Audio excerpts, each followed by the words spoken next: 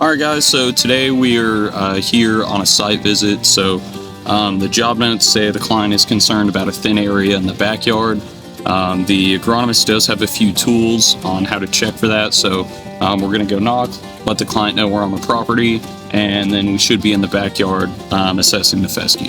Alrighty, so we made it in the backyard. We'll go through our test. So we have our soil compaction meter. Just grab this and stick it in the ground. It'll tell you pretty much a PSI, or the pressure. And this is going in pretty easy. We're at about 8 inches now, and we're still pretty good. So not bad at all. Honestly, we can kind of walk around. We want to go to a few different, kind of over here where it's really laid down. We'd like to. Okay, so that. A little bit harder there to get down to the second ring.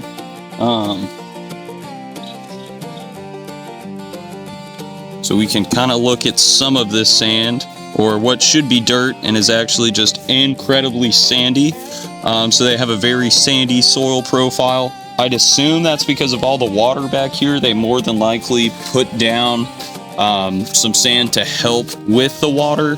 Really, they just need a rich mix, some sort of topsoil on the lawn.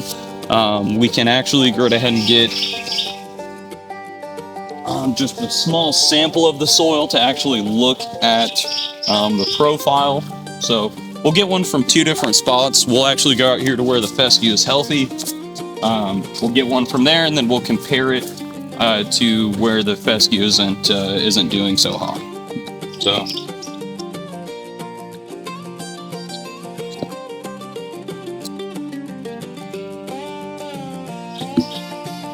All right, so we can already kind of tell it's going to be a little sandy.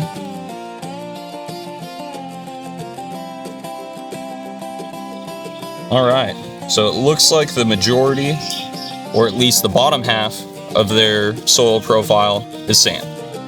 All right, you can see that very clearly. A little bit of clay. So right now, really what I'm looking for is the root system of the plant. There it is. We're just now starting to see it. And you'll never guess where we start to see it at. From where the color of the soil changes. So when it goes from a sandy clay to an actual type of soil, a rich mix, there's dirt in that. Right now we're starting to see our root system. All right, so after assessing that soil profile, obviously they do have good soil in the lawn. That's how the grass is surviving, but we didn't see a root system where it was very sandy. With our compaction meter, as soon as we pulled that out of the ground, there was sand all over it. We're gonna go right ahead and take a soil sample over here just to check and see. But I'm very positive that they're just gonna have a sandy soil. And honestly, with how easy that went, so yes, very sandy. It fell straight out of the tool before I could even get it out all the way.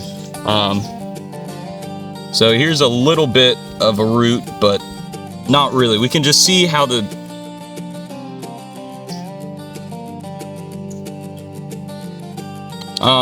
so that's not good. You have to have dirt in your lawn.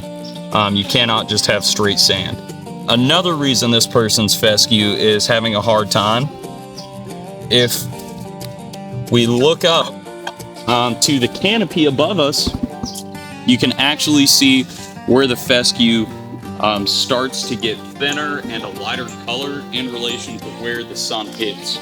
So if you just look up and then look down, a very thick tree canopy, and the fescue is failing. Obviously this soil is still wet, so their watering habits are more than likely correct. However, it looks like the fescue is failing due to a lack of nutrients in the soil and a lack of sunlight. So while fescue is shade tolerant grass, it does still require a couple of hours a day of sunlight. Just the way this house is facing, the way the sun moves east to west, this one section is not getting any sun. Really, the only solution to that would just be to trim some of these trees back, make sure that this fescue just gets a little bit of sunlight.